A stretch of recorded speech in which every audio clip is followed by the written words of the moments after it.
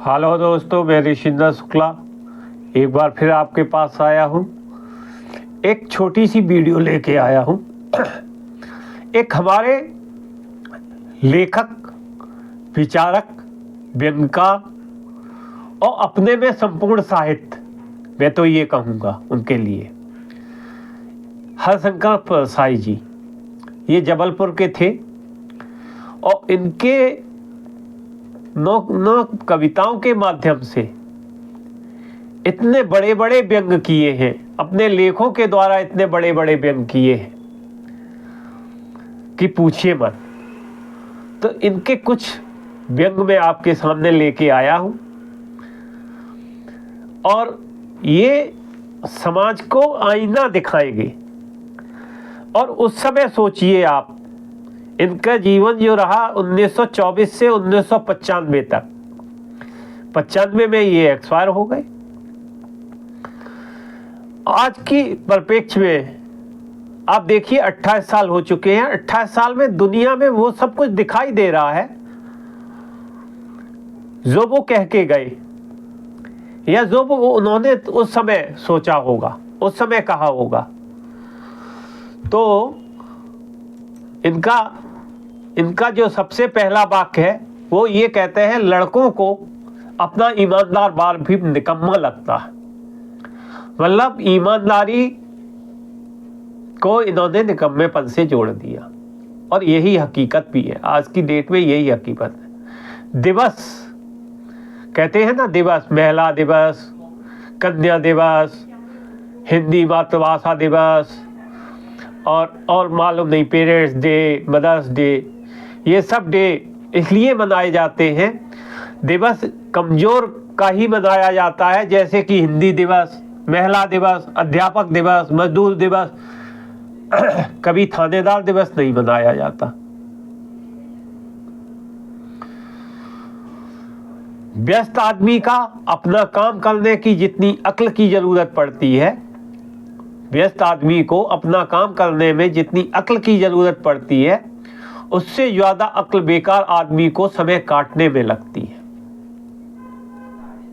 व्यंग देखिए आप, जिसकी हैसियत है कि वो एक ही, जिसकी हैसियत है वो एक से भी ज्यादा बाप रखते हैं। एक घर में होता है, एक दफ्तर में होता है, एक बाजार में होता है और एक एक हर राजनीतिक दल में भी होता है। मतलब चाटुकारिता की हद है। ये चाटुकारिता के ऊपर कहा है इन्होंने। आत्मविश्वास कई प्रकार का होता है, धन का, बल का, ज्ञान का, लेकिन मूर्खता का आत्मविश्वास सर्वोपरि होता है। आप कितने भी धन बल और ज्ञान बल बने रहिए, लेकिन मूर्ख मूर्ख होता है। मूर्खता का आत्मविश्वास सर्वोपरि होता है।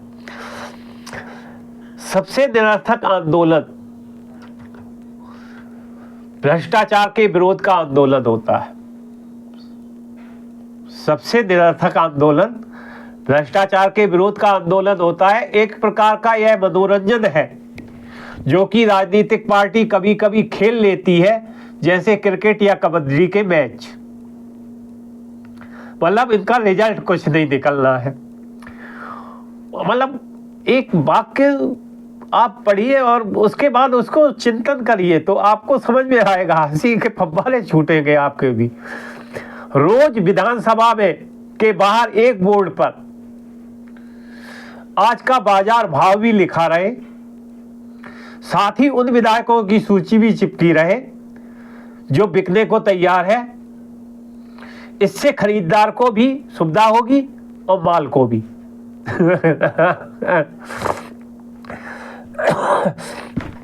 हमारे लोकतंत्र की ट्रेजेडी या कॉमेडी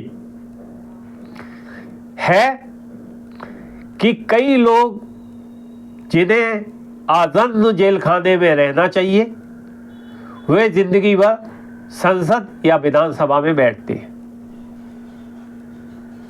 और हमारे मान्य नहीं कहलाते। कई उदाहरण मिल जाएंगे आपको, भरे पड़े हैं उदाहरण।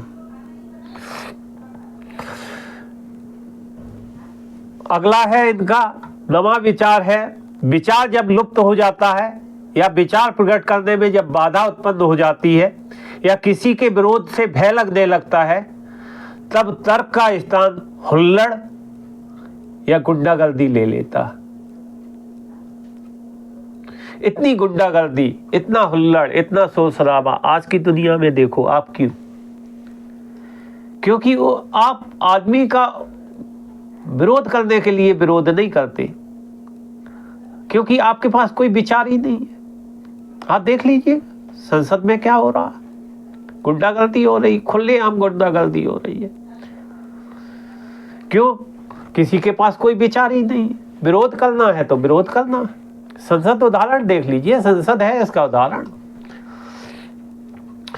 धन उधार देकर समाज का शोषण करने वाले धनपति को जिस दिन महाजन कहा गया होगा, उस दिन ही मनुष्यता की हार हो गई होगी। महाजन, धन उधार देने वाले को महाजन बोला जाता है। हम मानसिक रूप से दोगले नहीं, तिगले हैं। संस्कारों से सामंतवादी हैं, जीवन मूल अर्ध पूंजीवादी है और बातें समाजवाद की करते हैं। फासिस्ट संगठन की विशेषता होती है कि दिमाग सिर्फ नेता के पास होता है, बाकी सब कार्यकर्ताओं के पास सिर्फ शरीर होता है। बेइज्जती से अगर दूसरे को शामिल कर लो, बेइज्जती में अगर दूसरे को भी शामिल कर लो तो आधी इज्जत बच जाती है। दुनिया में भाषा अभिव्यक्ति के काम आती है, दुनिया में भाषा अभिव्यक्ति के काम आती है, इस देश में दंगे के काम में आती है भाषा। जब शर्म की बात गर्व की बात बन जाए तब समझो कि जनतंत्र बढ़िया चल रहा है। क्या कटाक्ष है। जो पानी छान कर पीते हैं वो आदमी का खून बिना छाने पी जाते हैं। सोचना एक रोग है, जो इस रोग से मुक्त हैं वे स्वस्थ हैं, वे धन्य हैं। हीनता के रोग में किसी के अहित का इंजेक्शन बड़ा कारगर होता है। नारी मुक्ति के इतिहास में यह बात अमर रहेगा कि एक की कमाई से पूरा नहीं पड़ता।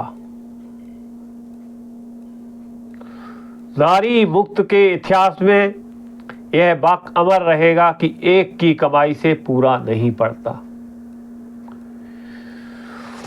एक बार कचहरी चढ़ जाने के बाद सबसे बड़ा काम है अपने ही वकील से अपनी रक्षा करना। पैदा हुआ वकील तो शैतान ने कहा, लो हम भी आज साहिबे औलाद हो गए। ये भी व्यंग्यकार थे। इलाहाबाद में जज थे ये। तो इन्होंने शेर कहा था। तो वही है, वकील से सुरक्षित अपने आप को रख लिया। तो कचहरी चढ़ जाने के बाद सबसे बड़ा काम यही है कि अपने आप से, वकील से अपनी रक्षा करना। दोस्तों, ये कुछ तथ्य थे, 20 तथ्य थे, मैंने आपके सामने कह दिए हैं।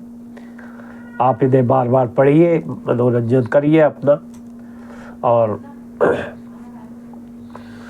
धन्यवाद।